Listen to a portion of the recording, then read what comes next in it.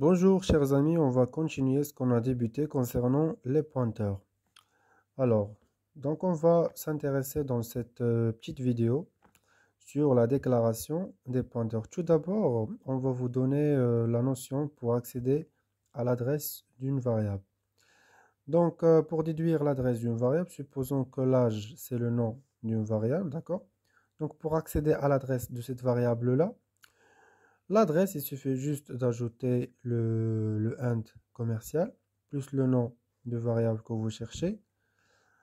Alors, vous aurez par exemple 500, car ici, j'ai bien noté que j'ai supposé ici que c'est la mémoire. Là, c'est la partie des adresses selon chaque valeur ou bien chaque case mémoire. On a son adresse. Par exemple, ici, j'ai stocké la valeur de 18 comme précédemment. Son adresse, c'est 500. Donc, le résultat que je vais obtenir ici, adresse de variable âge et int commercial âge, ça va nous afficher 500. Et si vous accédez sur votre compilateur et vous faites printf int commercial âge, ou bien si vous faites printf %d int commercial âge, ça va vous montrer l'adresse dans laquelle la valeur est référencée par 500.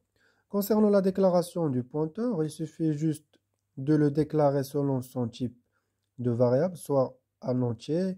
Là, j'ai choisi qu'il sera un entier. Vous pouvez mettre float ou bien double ou bien share, tout ce que vous voulez. D'accord? Et il faut bien le déclarer avec un étoile pour dire au compilateur qu'il s'agit d'un pointeur. Donc, comme vous voyez ici, la syntaxe de déclaration d'un pointeur, il suffit juste d'ajouter le type, de le mettre.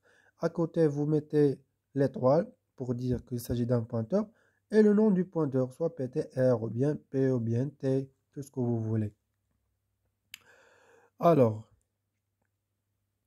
comme vous voyez ici, si vous faites une déclaration d'un type avec le nom d'une variable, type par exemple int A, ou bien float B, ou bien tout ce que vous voulez, ça c'est la déclaration d'une variable simple. Mais si vous faites le type avec l'étoile, le nom de variable, ça c'est la déclaration d'un pointeur. Et ça, on l'appelle l'opérateur de déréférençage. Alors, comment passer ou donner une adresse à notre pointeur PTR?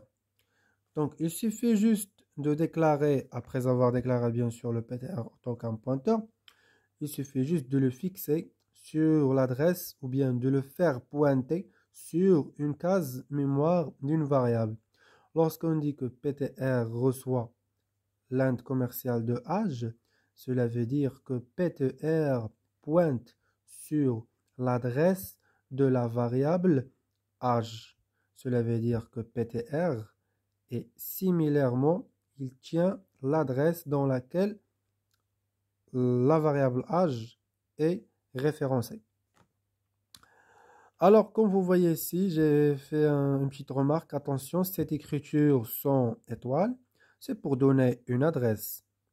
Bien sûr, si vous faites le printf ptr, ça va vous donner uniquement l'adresse. Car si vous enlevez l'étoile, vous voyez avec son étoile, c'est déjà figé ou bien fixé sur l'adresse de H. Donc, c'est pour ça que j'ai dit que c'est pour donner l'adresse, pour donner une adresse. Avec étoile, c'est pour donner ou bien afficher la valeur du pointeur.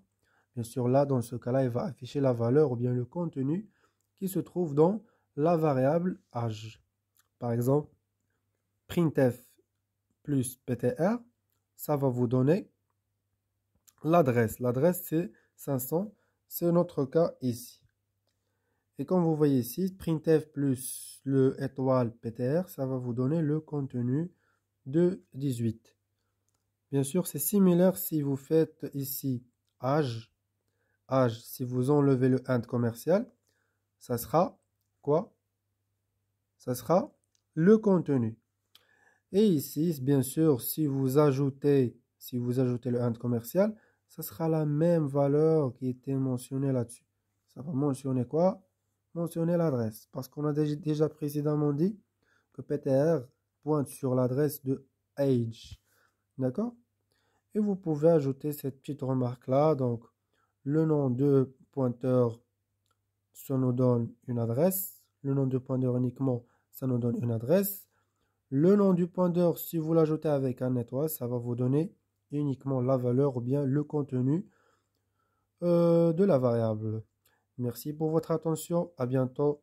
On se revoit, Inch'Allah, dans une prochaine vidéo.